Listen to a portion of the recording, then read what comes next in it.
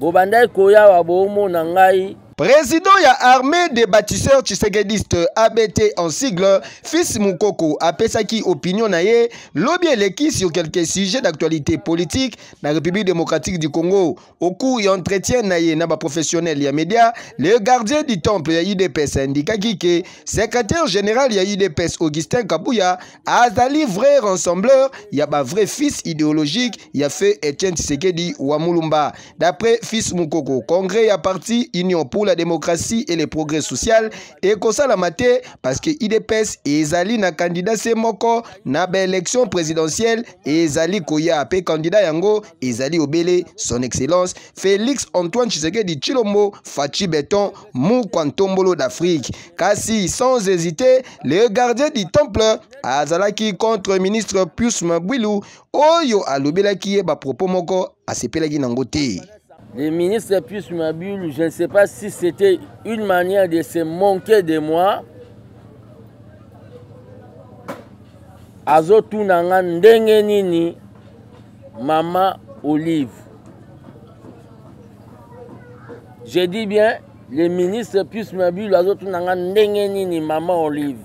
Na monkeri. Bobandai koya wa bomo na ngai na otambola na beki.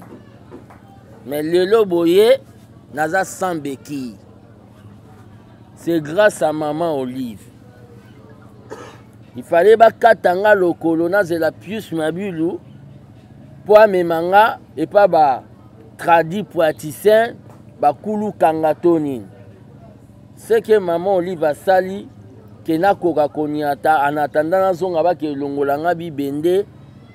Je l'ai dit et je continuerai à le dire même sur Batienga Mundu qui même Nzambe et ça leur plaisir. Monsieur le ministre Nganazao Babenga un yokapa. C'est-à-dire dans un certain moment na yo karaté. J'ai dit nazo s'adresser à l'excellence nyonso na respectaka.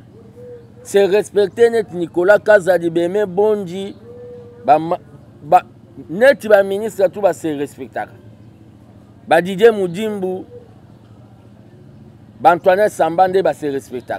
De l'autre côté, Fils Mukoko a promettre qu'on dévoilait face à certains politiciens malhonnêtes. Dossier à suivre. Nos ministres, moi je suis capable de diminuer vraiment pas. La personne mise en garde.